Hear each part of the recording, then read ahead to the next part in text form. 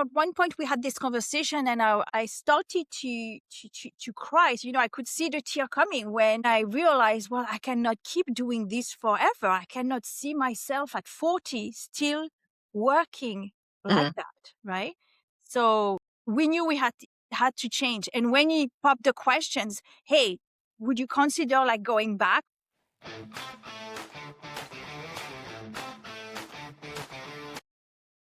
Welcome to You're the Boss podcast show. Today I have a very special guest with me, and that is Nathalie Doremieux. Nathalie, welcome to the show. Thank you so much for having me, Ange. You're welcome. So just explain a little bit about what we need to know about you, who you are, before we get into the show. Yeah, so I'm actually not the typical entrepreneur. I love to say that I became an entrepreneur for love. So let me just explain like quickly. I met my then boyfriend at school, and after school, we were in France. After school, we decided to go to the US for the summer to try to get a job because we were in software engineering. And guess what? I found a job in Berkeley, the Silicon Valley, within a month. So we ended up staying there for 10 years. We raised 3 kids there and we had a cabin in the mountain. We were flipping houses as we were doing this. So I think 7 or 8 properties in like 10 years. So crazy, crazy, crazy life. I fell asleep at the wheel twice. And then in 2005, actually he said it in 2004, but in 2005, we decided to move back to France and stop the corporate. That was an opportunity that we had, to be let go with a nice severance package and to start our own business. So I'm not an entrepreneur. I'm not wired like it, but my husband was, and he's always wanted to run his own business and be his own boss. So that's what we did. Okay. All right. So this really resonates with me as well because I was the same. When I set up my business 20 years ago, I had no idea what to do. Right? I had no idea what I was doing. And it was just exactly the same thing. It was, I had a passion for what I wanted to do. I knew for me, it was the freedom. I knew I wanted to start a business that would give me freedom so that I could spend time with my kids, who were just toddlers at the time. And I was just missing out on their life by working 9 to 5. Yeah. So I knew I wanted to do something different. That's the same like with you. I had no experience running a business. And unfortunately, I didn't have my husband who had experience either because he didn't know either. So, okay. So you moved back from the USA and you moved back to France. I mean, it's a scary thing to say you fell asleep at the wheel twice. Is that just because life was stressful? You were too busy? Exactly. Right. Okay. So you knew you had to have a different life. Yeah, I knew like at one point we had this conversation and I started to cry. So, I could see the tear coming when I realized, well, I cannot keep doing this forever. I cannot see myself at 40 still working like that, right? So we knew we had to change. And when he popped the questions, hey, would you consider like going back? Because he was a director of software engineering, but frustrated in corporate, right? Because that's not what his personality is, right? Yeah. I jumped at it. I'm like, yes. So, okay. So you got back to France and then, so how did you start to set up the life you wanted? Because you really built the life around what you wanted instead, because you'd done enough of that in the US. You didn't want to do that anymore, right? So how did you build? What was important for you? So we were lucky enough that we were in the Silicon Valley, software engineering. My husband was a director in the biotech. So we were able, when we sold the house in San Francisco, the cabin in the mountain, we had quite a bit of money that we could invest in the business. And that was a good thing. And that was a curse as well, because what we ended up doing is spending like Americans spend. Oh, here is a nice house. Husband hasn't seen it. You like it? Yeah, let's buy it. That's how we got the house, right? Okay. We didn't visit many houses and basically picked a place that was sunny, that was young, had great university. We're in Toulouse, the south of France. So the aerospace, and Airbus is here and all of that. So it's 2 hours from my mother-in-law, so not too close, not too far. And that's perfect, right? So that's how we got started. Now, he wanted to be a boss, his own boss. He didn't have any experience in that. And Okay. our first mistake was to think that because we're really good at what we did, software engineering, that whatever we create will sell, right? So because we had money, we thought we had time. And the first 6 years, we basically spent hiding from marketing and sales and networking and just building amazing software that nobody Okay. ended up buying. 6 years doing that. So what changed for you? What Well, made you realize marketing was important? so so basically the first feeling that you have is like, I hate marketing, I hate sales, this is not my thing. Well, guess what? When you start a business, you have to either hire it out if you can, or you put your hand on and you learn, because there is no way that you can get away with not doing marketing and sales, because this is what sells. Okay, Yeah. this is what is You going have to make you money. you have to be seen. It's like this whole thing of if you build a website, they will come kind of thing. Like Exactly. they It won't, is right? not happening. You need to Exactly. be seen. Yeah. And then very quickly, I mean, very quickly, not quickly enough, obviously, but 6 years into it, Mm, when the money ran out mm, and you have your back against the wall, right? mm, Do you mm, go back and look for a job, mm. or do you try something else? Yeah. I actually had several interviews, for applying for a job. And I think I did 3, and I got the job for 2 at the paycheck that I asked, which was amazing. I was like, and that really boosted my confidence that if I really needed to, I You could. could. I just needed a win. I needed a quick win. So, but I didn't end up doing that. What we ended up doing is joining networks and getting coaches, right? Getting people to help you, because they are accelerator. They're not going to do the job for you, but they sure can get you. They can tell you when you get into your own way. So people need different kind of help depending on your personality. And we kind of talked about that, right before you press record. Yeah. And for me, that was very specific around my core beliefs about myself, about my ability to market, right? To sell, to help people. So it was all of that. I really had to work through who I really am in Right. order to see where I can shine in the business and where I really need help. Yes. Yeah. I think it's a journey that you have to go through, right? It's a journey of self-discovery. You have to Exactly. understand yourself before you can really run your own business as well, I think. Again, I had the same thing. I had a coach. I've always had coaches all the way through running Me my too. business, Yeah. right? Because you need it, right? You Yes. need somebody to answer to as well, and to push you and to do things that you might not necessarily have done on your own. But yeah, I was the same. And I had one coach, and he said to my co-director at one point, um, he said, Angela, do a presentation for me. Tell me how you behave with your clients. And I launched into this presentation. He looked at my partner and he said, is she like this with the clients all the time? And he went, no. And he was like, so he said to me, just be yourself. And Yeah. I don't know who I am. The biggest part, like those questions, like, what do you want to do? Like, those are like my dreaded questions, because Yeah. I think they are so hard Yeah. to answer for some people. And it's the same as that. I had like this really important thing of knowing your why as well. Oh, I yeah. had a coach ask me, what's your why? Why are you doing this? And I'm like, I've got no why. Yeah. But I didn't know at the time. But looking back on it now, it all falls into place and I can see. Yeah. And for me, it was freedom. It was freedom. Yeah. I just wanted the freedom. And that's what I was doing it for. Yeah. And I think that is what is missing in a lot of programs. If we're talking about Mm, that, I can mm. think of like 3 big programs. I mean, where you spend over 5-figure, over 10, Yeah. 15K to Yeah. join the program, sometimes 20. 2 of them were not helpful to me. Yeah. One was, Mm, right? okay.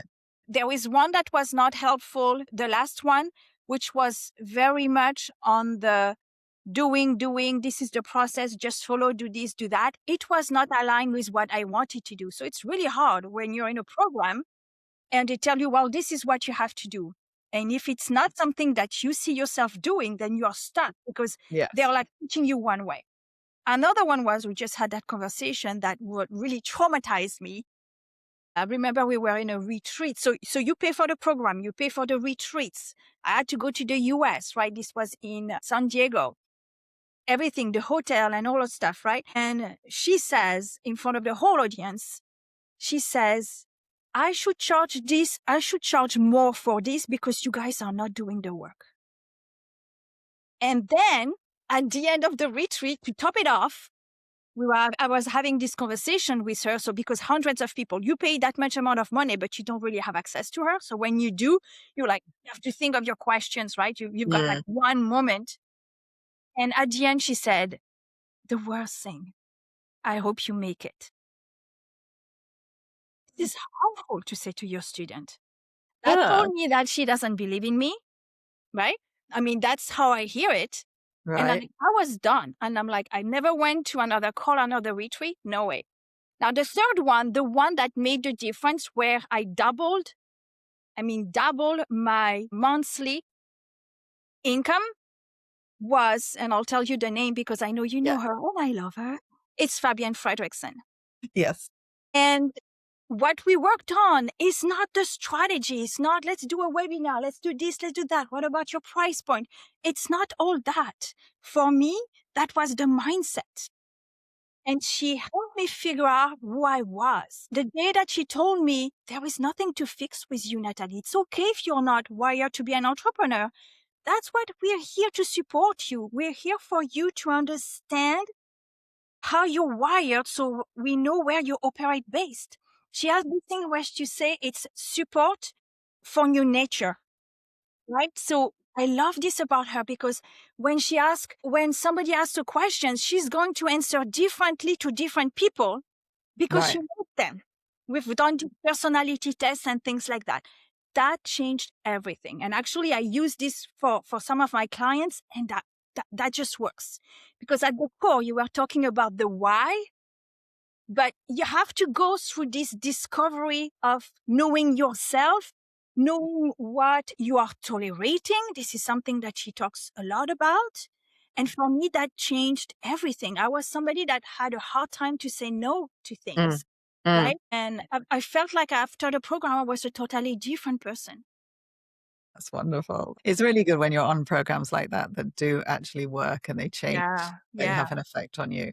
And it's something that, as I say, why coaches are needed is because you can't, as they say, you can't see the label from the inside of the jar, right? You're Exactly. inside it, right? And you need people to be able to point out to you things where you need to focus and what you need to do. Exactly. We don't know. Yeah. What we're looking for is not necessarily what we need. That's the Yes. Yes. And also the idea that when you know yourself, you also need to understand other people as well, right? Absolutely. I can tell you it made all the difference in our business because obviously I'm not wired as an entrepreneur. I'm like the to-do list, right? I am the operator, right? Right. And my husband is the woo-woo, like, so he has all his ideas and things like that. So we could spend an hour in a meeting and nothing really comes out of it. And it was super productive. And for me, because I didn't have the to-do list, I was like, wasted hour. But when we realized we are two different personalities. Yes. We need different things. So he learned about why I operate this way and why after an hour I start to look at my watch and I'm like, okay, is this done because I got work to do? Yeah. And then I understand his need for expressing those ideas because he's got several a day. So it's knowing it's inside the team as well. It's an amazing exercise inside the team as well. It's just the basis of communication is we need different things. I need the pack in the back. That not that I'm needed, but like that what I do matter, that it was really helpful. I just need that. So I think that's really that's something that's really critical to the success of a business. Definitely. Because when you start to hire a team, you're working with other people, you need to understand how to communicate with them, how they work, what motivates them, what doesn't. And when I first started my business and I hired my first staff, I seriously did not know that people had different personality types. Hmm. I just didn't understand this concept at all. So I was thinking with my first, she was an admin. She did all the admin stuff for Hmm. the business at the beginning. And I thought, oh, gosh, she must be really bored. Right. So I was trying to find her interesting things to Oh, yeah, do because I would have been bored. Right. So I'm like projecting myself onto her. But yeah. actually, that was the worst thing I could have done, was try to find her interesting things to do, because she was happy just to sit there every day and do the same thing every day. She liked the Exactly. She liked to do that, right? She likes yeah, to cross it. And I think that that is I mean that's what makes a team work.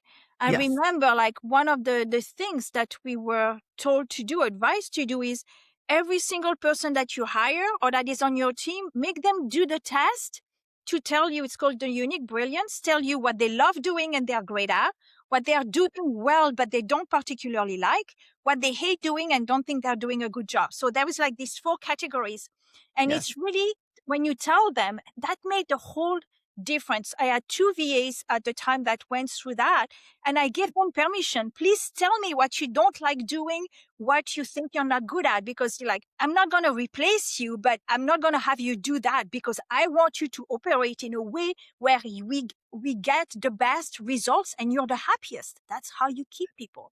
It's so With important. This that, is so yeah, important they, because I liken it to trying to fit a square peg into a round hole. I'm thinking if you're trying to make people do things that they, even if they're good at it, if they don't enjoy it and they don't like it, then eventually they're going to leave.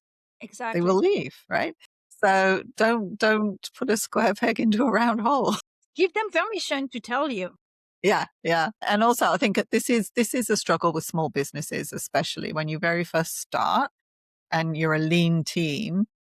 Sometimes people have to do things that are not necessarily in Both. their wheelhouse, right? We But all.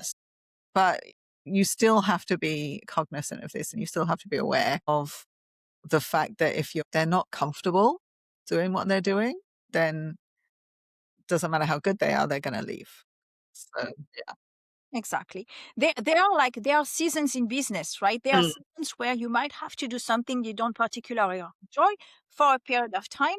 There is a reason, there is a goal behind that. Yeah. And Yeah. very often I found that this happens actually because, I've also coached, people on that sometimes they wait too long to hire.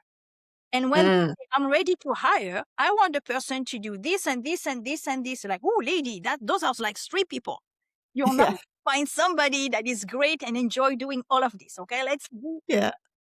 So Yeah. yeah, early, Okay. building processes and systems early, things that you Yes. eventually you will want to Yes. delegate. Start Yeah. documenting it. This is something I learned from one of my coaches actually early on in the business. And that was an absolute game changer for me when Yeah, I learned how to record the systems, document systems, because then it meant that people could come in. You don't have to do a great big training or explanation. You've documented it all down. They can watch a video, they can read step by step how to do something. And they also know what they're doing instead of guessing, right? yeah, So, and then it gives them accountability in their job as well. And it just changed the game for my business when we implemented systems. And it just empowers, it helps with morale as well. hmm, Because an example that I often use this as an example was one time in the business, member staff did something wrong, but rather than blame her for what she'd done wrong, it was, okay, well, what is it in the system that caused this to happen? So it's not blaming her. exactly. What was missing in this system that made this happen? Then we look at fixing it. And then it was a case of, well, can you help to write the instructions for this now? So Yeah, that she takes ownership of it as well. yeah, So absolutely. really important. Yeah, love this. Yeah, we have this thing, like, this is like the when something goes wrong. Like, was there a system? There was no system. Let's write it. Was there a system, but it's missing something? Let's fix it. Yeah. Or the person didn't follow the system. That's another conversation, Yeah. right?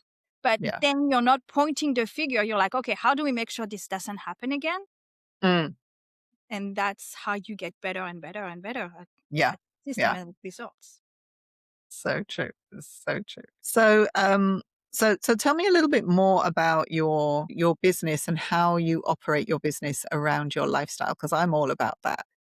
I just completely believe that if you're going to run a business and you're going to spend all your hours running a business, it's got to be something that you enjoy. Yeah. Time you can spend so much time doing it. So, and also it needs to fit in with the way you live your life, right? So, how did you design your business in that sense? So basically, when we got started, there was one thing. So our youngest was 6 months old, and so we hired a nanny. So I had to bring her to the nanny, every morning. But it was always on my term, like at the time that I wanted. I would pick her up earlier. So basically, what literally we did is my calendar was designed around that. Mm, And then putting time in your calendar for the personal stuff first before mm, the business. Another that we eventually implemented again since I've been working with Fabian, so it's been quite a while now. But I have my Fridays, which are no business day. So okay. they are what we call EGA, exponential growth activities. And of course, it Yes. depends at what season you're at in the business.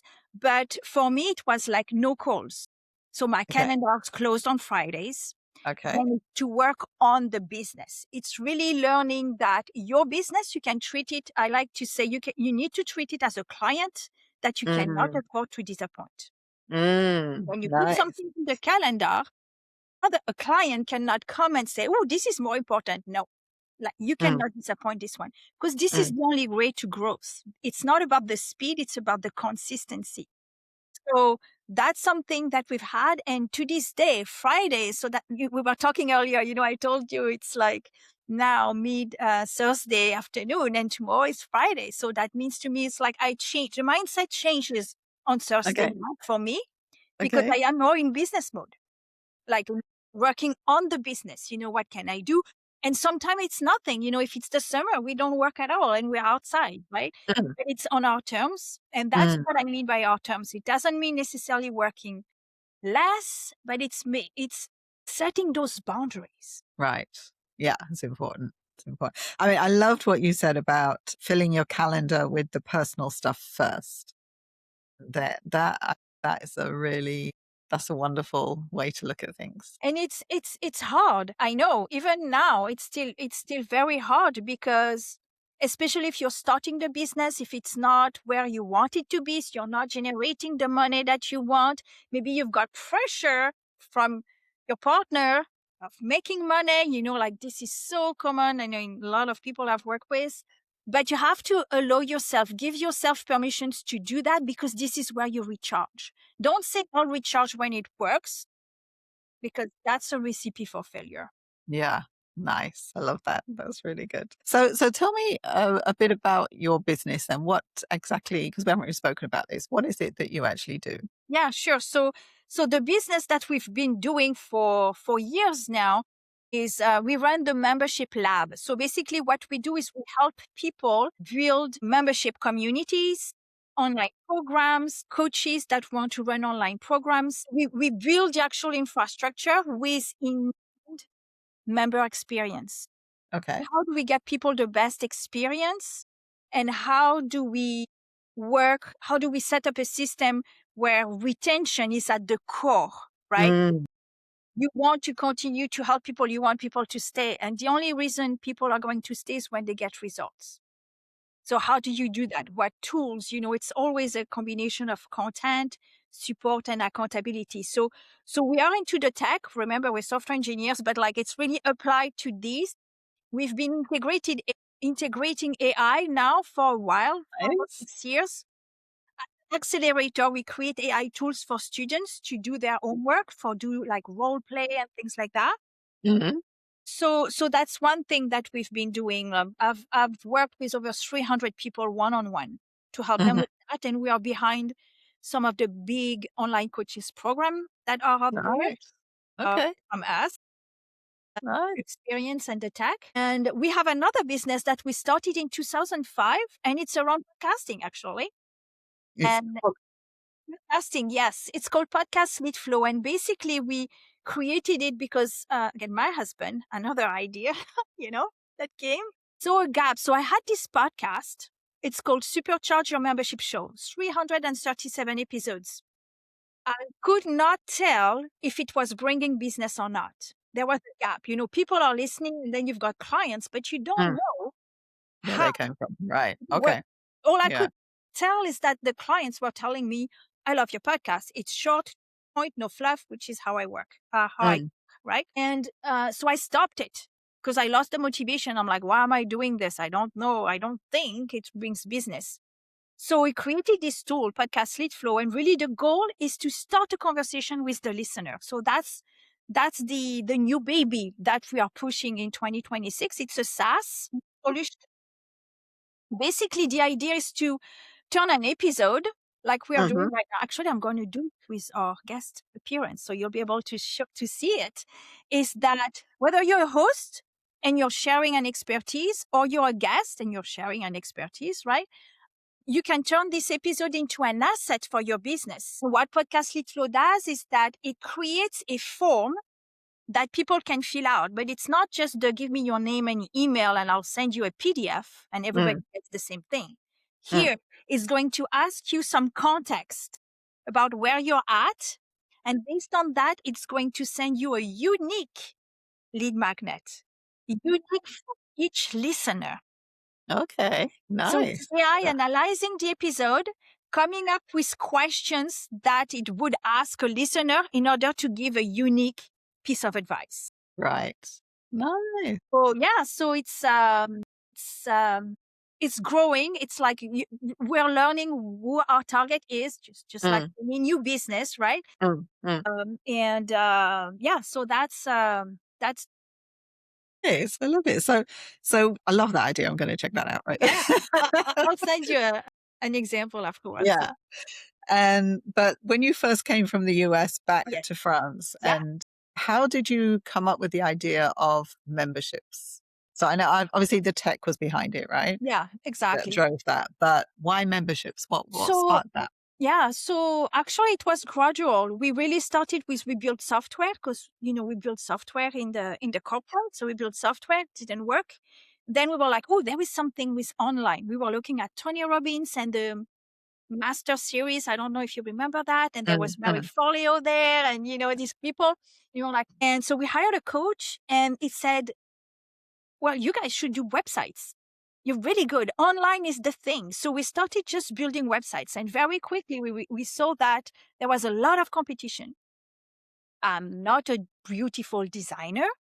Right. So felt like, how can we stand out? Well, we can stand out with speed, process, automation, and things like that. But like, it felt like it was missing something, an edge to like, why would they work with me and not somebody else? Because I was not the best marketer. What I realized, however, that I was really, really good at is networking, is Mm. making connections. Right. And so that's what I did, build my network of people, and all the business for years worked only through referrals. Now, at some point, an opportunity came. Nathalie Lucier, she's from Canada. And she was a business coach and she created that membership tool because she couldn't find something she liked. We connected. She became my coach for a while.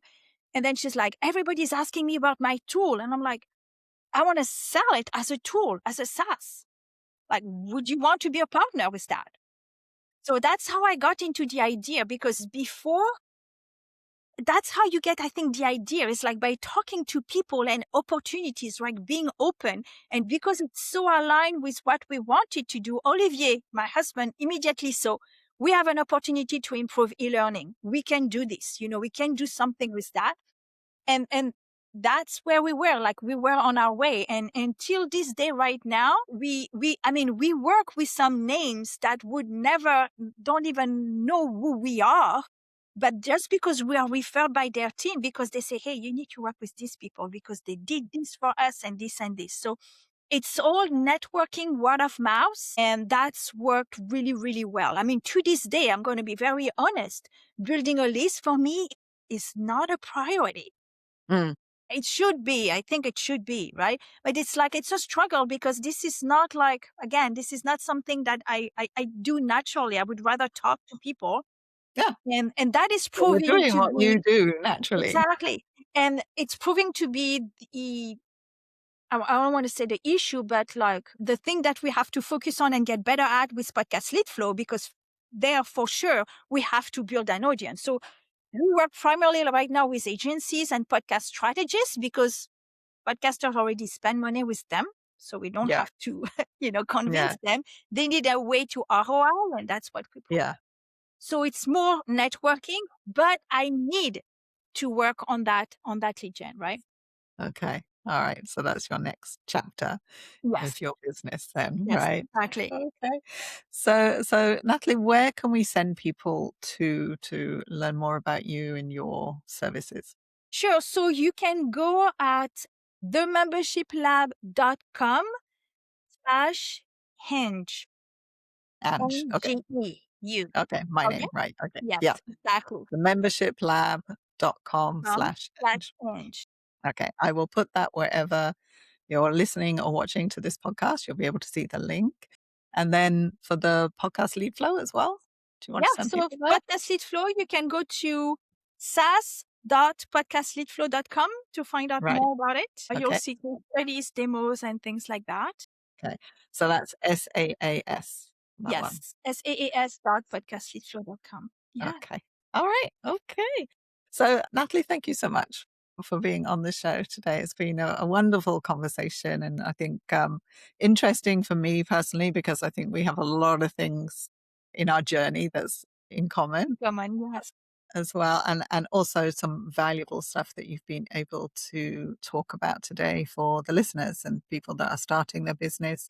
You're just setting out on that journey, and some of the things we talked about today are really useful for them as well. So thank you so much for being here. Well, thank you so much for having me. Thank you for listening to the show today. And if you've liked what you've heard, then do subscribe to the channel wherever you see it, wherever you're watching it. And if you're on YouTube, ring the bell so that you can get notified when we upload another episode so you don't miss the episodes as they come up.